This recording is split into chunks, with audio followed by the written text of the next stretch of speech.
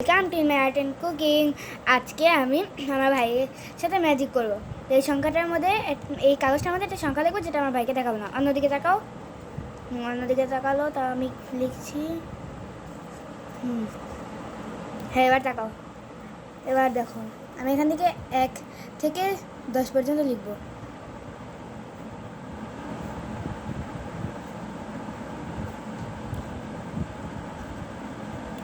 এবার এখান থেকে তুমি যে কোনো 5টা দাগ দাও। বলো। 1 4 8 10 6। তাহলে এবার আমি যেগুলো দাগ দিয়েছি সেগুলো বাদ দিয়ে উঠাবো।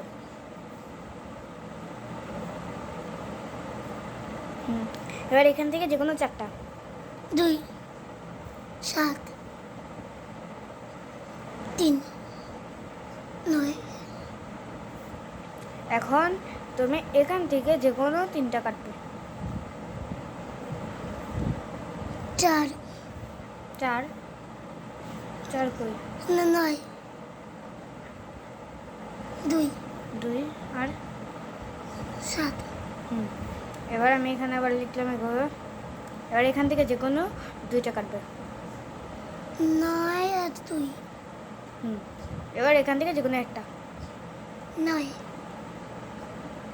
তাহলে যে কোনো দাগ দিয়েছে তাই নয়। এবার না, এটাকে খোলো।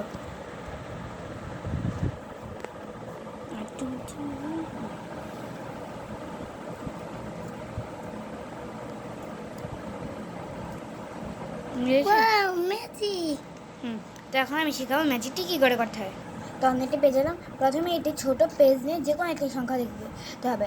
ধরুন 2 লিখলাম। তারপরে সেটিকে ভাঁজ করে অপরজনের হাতে দিয়ে দিতে হবে এবং এখানে 10 পর্যন্ত লিখতে হবে। তো লিখলাম। এখন এখান থেকে অপরজনকে যে কোনো 5টা বাদ দিতে হবে, বলতে হবে। 5 সে যদি এখান থেকে এগুলো কাট দেয়, তাহলে যদি এটার মধ্যে আমি যেহেতু 2 লিখেছি, তাহলে এটার মধ্যে যদি 2 থাকে তাহলে কাটাগুলো উঠাতে হবে। আর যদি এখানে ধরুন যদি 6 লিখতাম, তাহলে এগুলো কাটাতে হবে যেগুলো দাগ দেয়নি। তো এখন যেহেতু আমি লিখেছি, তাহলে এগুলো এখন আমি লিখবো, এগুলোকে লিখে দেবো।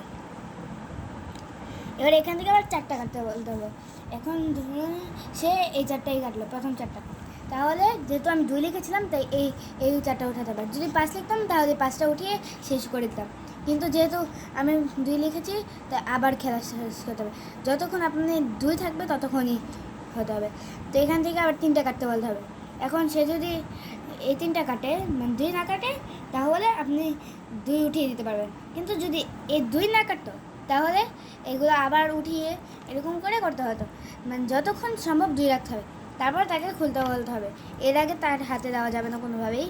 এবং খোলার পরে সে যখন দেখবে 2 আর 2 মিলে গেছে, তখন সে খুবই অবাক হবে।